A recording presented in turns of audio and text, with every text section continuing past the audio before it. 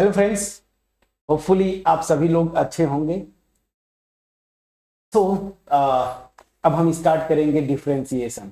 Last जो topic खत्म किया हमने कॉन्टिन्यूटी एंड डिफरेंशिएबिलिटी, याद रखिए हम 2024 का सीबीएसई का जो मैथमेटिक्स का पीवाईक्यूज है ये सीरीज स्टार्ट कर रहे हैं। एक्चुअली स्टार्ट कर चुके हैं, हम कंटिन्यू कर रहे हैं।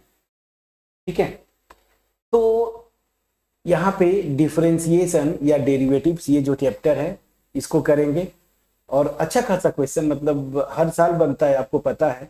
लेवल थोड़ा सा चेंज हो रहा है। इस टॉपिक पे मैंने जो देखा है स्टूडेंट्स, जो अगर आप सीखते हैं तो नए नए, तो आप स्ट्रगल करते हैं चेन रूल। चेन रूल पे थोड़ा सा वर्क करिएगा। चेन रूल मैंने बहुत अच्छे से बताया हुआ है तो थ्योरी पोर्शन में।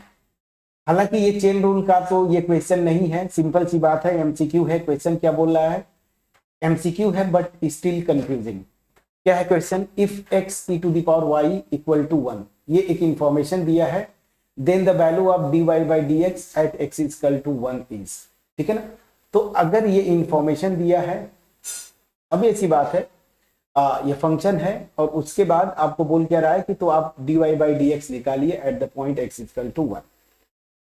सोल्यूशन पे आते हैं। इसको दो मेथड से कर सकते हैं।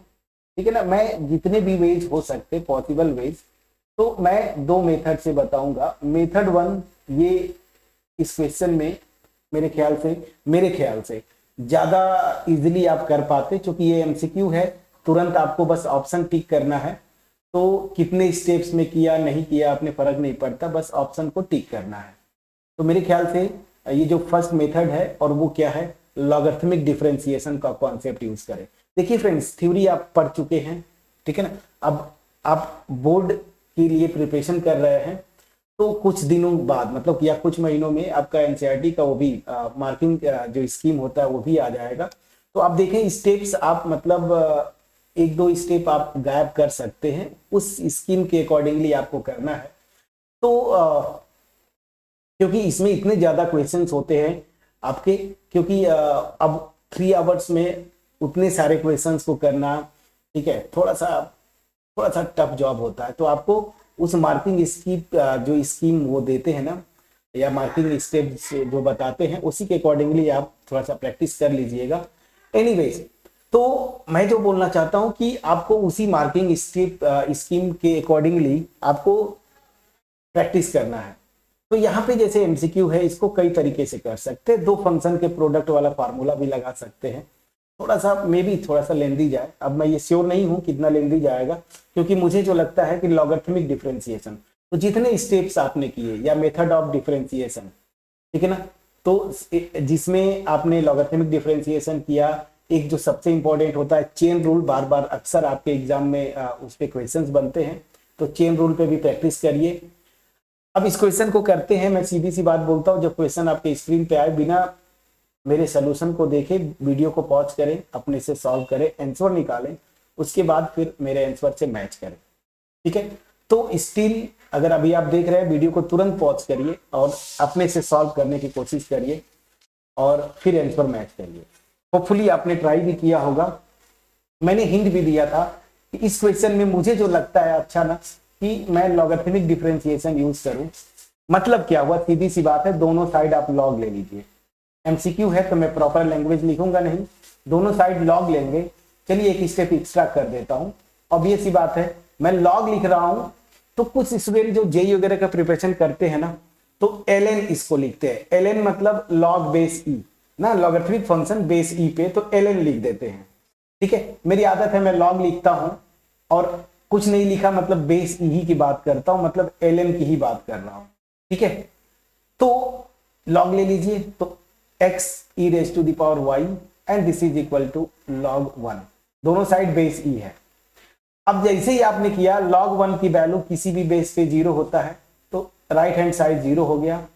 इधर log की प्रॉपर्टी होती है log mn, बेस कुछ भी हो, तो ये हो जाता है log m plus log n। ये होता है ना, बेस e रहेगा। चलिए ठीक है, तो ये प्रॉपर्टी आप यूज कर लेंगे। आपको शायद मेरे ख्याल से मेरे फोटो से ये दिखेगा नहीं, कोई बात नहीं, मैं नीचे लिख देता हूं।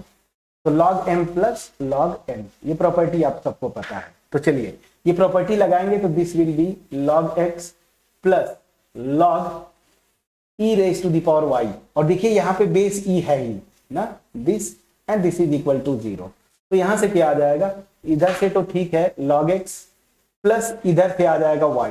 रीजन, ये भी प्रॉपर्टी पढ़ा है आपने, log कोई भी बेस है m raise to the power n है तो ये हो जाता है n log m, और चूंकि जिस नंबर का लॉगरिथमिक निकाल रहे हैं वो भी e है, ठीक है ना। तो मतलब यहां से अगर ये प्रॉपर्टी लगाएंगे तो y बाहर आएगा log e बेस e, अब e बेस e हमेशा 1 होगा तो यहां से y आ गया, डायरेक्ट मैंने कर दिया, दिस इज इक्वल टू 0। इसको डिफरेंशिएट कर दीजिए x के रिस्पेक्ट में, तो इधर हो जाएगा 1/x plus dy/dx, this is equal to 0, और यही से आ जाएगा dy/dx, this is equal to -1/x। तो आपका आ गया dy/dx at the point x is equal to 1, x की जगह 1 रखेंगे तो -1, आपका -1 ऑप्शन ए सही होता है, ठीक है।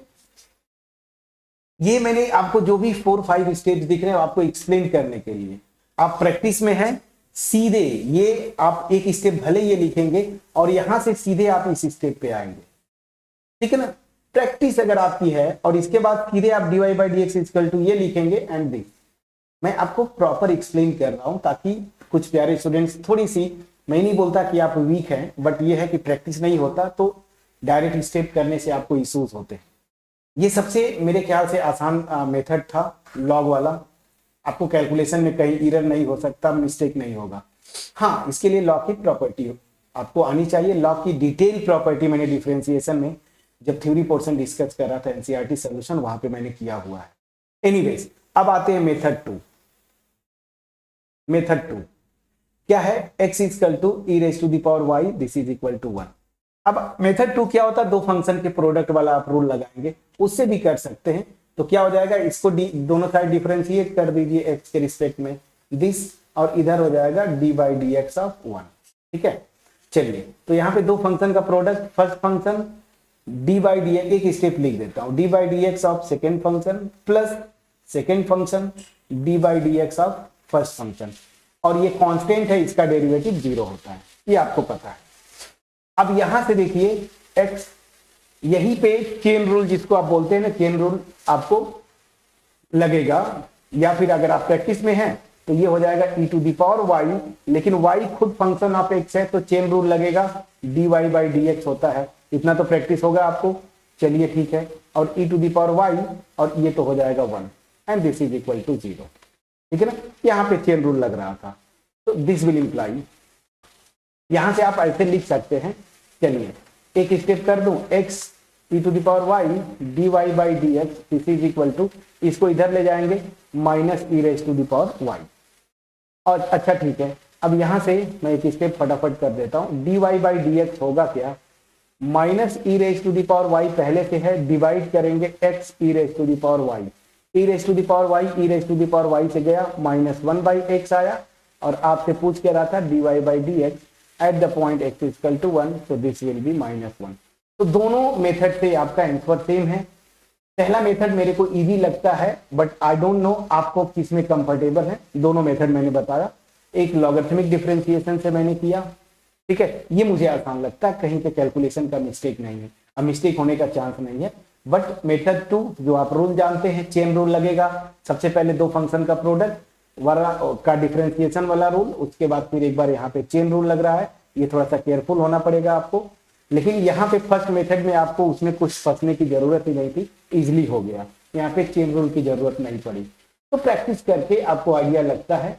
एनीवेज, एक easy question MCQ, but that is good question आपके पॉइंट ऑफ व्यू से। तो एग्जाम प्रेशर में यही बड़ा कभी कभी मुश्किल पैदा कर देता है ना, 20 या 15 एमसीक्यूज करना 3 आवर्स में, और बाकी सब इतने सारे क्वेश्चंस होते हैं।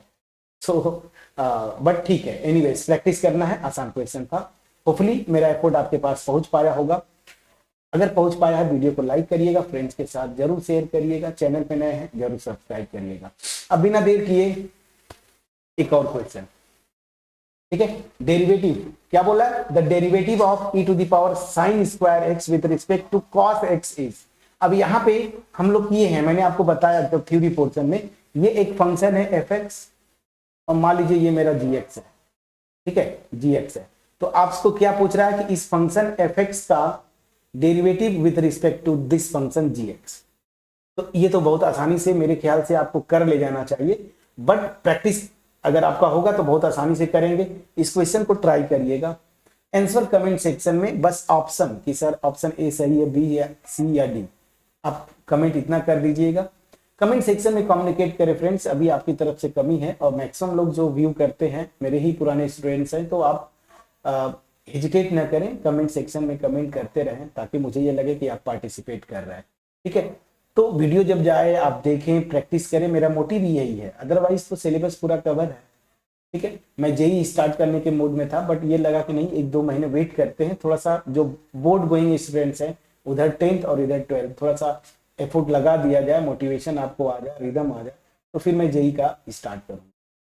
तो आपके लिए एफर्ट दे रहा हूँ, अच्छे स्कोर आप आए, 80 आउट ऑफ 80 टारगेट है, तो आपको कोशिश करना पड़ेगा, तो इसको जरूर करिएगा। एक अच्छा क्वेश्चन, और ये तीनों मतलब जो सेट्स में क्वेश्चन थे ना मुझे जो मिले, ये भी कॉमन है एमसीक्यू और ये भी कॉमन है, एमसीक्यू में कोई चेंज नहीं हुआ, ये दोनों सेट, तीनों सेट्स में ये क्वेश्चन कॉमन थे, ठीक है। जरूर ट्राई करिएगा। सो मिलते हैं नेक्स्ट वीडियो में, कमेंट सेक्शन में जरूर कमेंट करिएगा, ठीक है। Thank you so much friends.